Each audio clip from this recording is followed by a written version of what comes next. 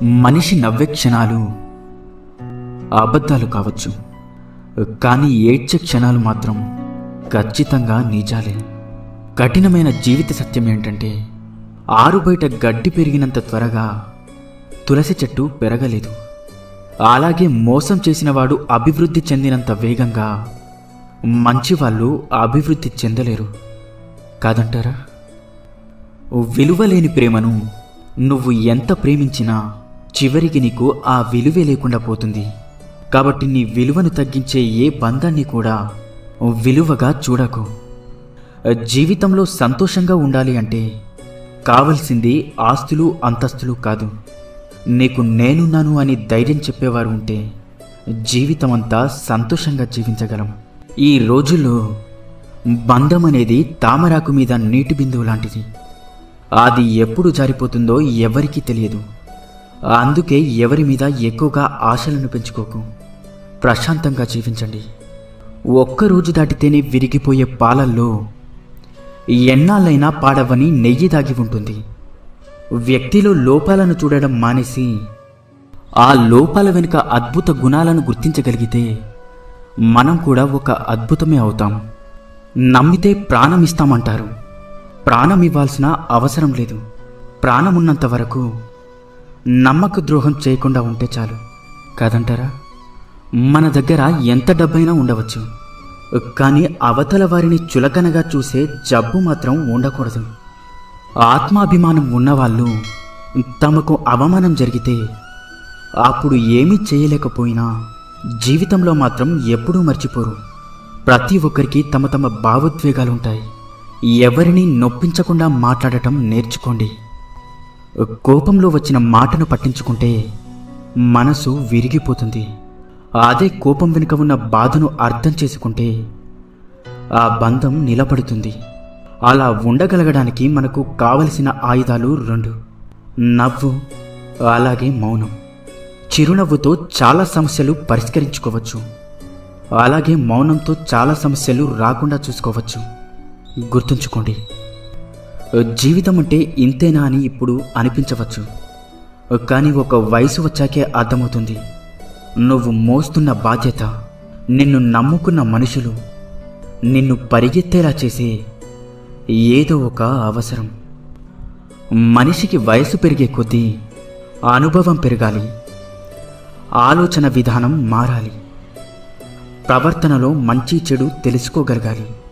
అప్పుడే మనిషికి విలువైన గౌరవం, సమాజంలో మంచి వ్యక్తిగా గుర్తింపు లభిస్తుంది. ఈ ఒక్క విషయాన్ని జీవితంలో ఎప్పుడూ మర్చిపోకండి. నువ్వు ఎంత విసిగిస్తున్నా ఓపికతో ఉండే హృదయం విసిగిపోతే వాళ్ళు తీసుకునే నిర్ణయాలు చాలా కఠినంగా ఉంటాయి. అర్థమైందనుకుంటా. పరాయి వాళ్ళు ఒక మాట అంటేనే వాళ్ళని చూసినప్పుడల్లా ఆ మాట గుర్తొస్తూ ఉంటుంది. ఇక సొంత వాళ్ళు అంటే ఆ మాట జీవితాంతం గుర్తుండిపోతుంది.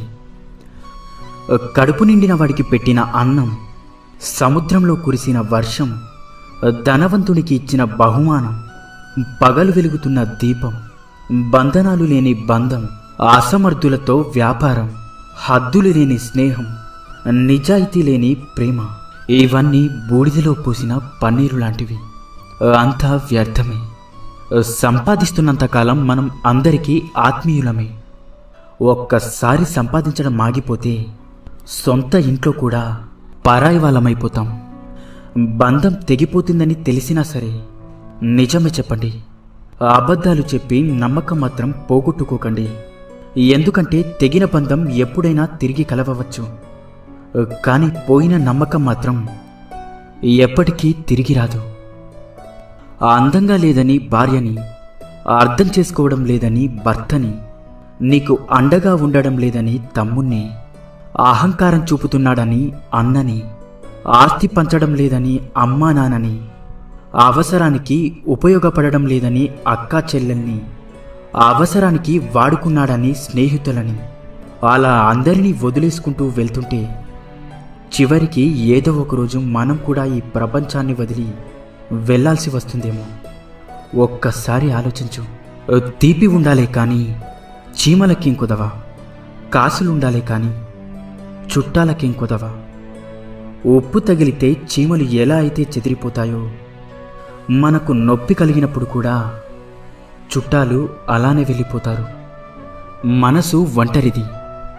ఎన్ని బంధాలతో పెనవేసుకున్నా తనలాంటి మనసు కోసం నిరంతరం ఆరాటపడుతూ ఉంటుంది. ఒక్కసారి నీ మనసుని అడిగి చూడు, నిజమో కాదో చెప్తుంది. అసూయతో బ్రతికే వారికి సరైన నిద్ర ఉండదు. అహంకారంతో బ్రతికే వారికి సరైన మిత్రులుండరు. ఇక అనుమానంతో బ్రతికే వారికి సరైన జీవితమే ఉండదు. ఇకపై అబద్ధమే చెప్పకూడదు అని నిర్ణయం తీసుకున్నప్పుడే ఎవరో ఒకరు వచ్చి బాగున్నావా అని అడుగుతారు. కూరల్లో మజ్జిగల్లో చేరి వాటికి రుచిని అందించే ఉప్పు నీళ్ళల్లో పాలల్లో చేరితే వాటి యొక్క రుచి పోతుంది. మనం ఎంత గొప్పవారమైనా సరే ప్రతి చోట మన అవసరం అనేది ఉండదు. మన అవసరం లేని చోట తల దూచకపోవడమే వివేకవంతుని లక్షణం. వాడుకోవడం తెలిసిన వారికి వదిలించుకోవడం కూడా తెలుసు. జాగ్రత్తగా ఉండండి. సంతోషం అనేది ఎన్ని వేలు ఖర్చు పెట్టి ఎన్ని ఊర్లు తిరిగినా రాదు. మన అనుకునే వారితో ఒక్క 10 నిమిషాలైనా మనసు విప్పి మాట్లాడితే నిజమైన సంతోషం దొరుకుతుంది. రక్తం చుక్కలు చిందించకుండా మనిషిని మానసికంగా హింసించి చంపే ప్రమాదకరమైన ఆయుధం మాట. దానిని మూర్ఖుడు వాడిన తర్వాత ఆలోచిస్తాడు. తెలివైనవాడు ఆలోచించి మాట్లాడతాడు.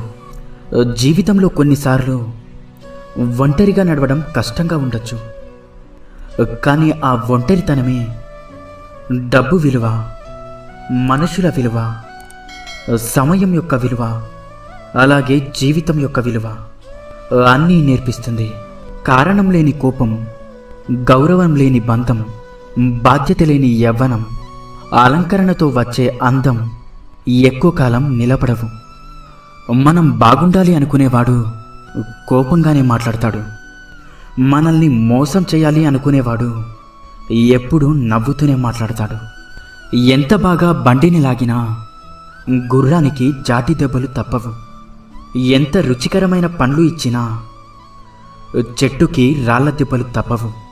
అలాగే ఎంత గొప్ప వ్యక్తిగా ఎదిగినా నీకు కొందరి విమర్శలు మాత్రం తప్పవు.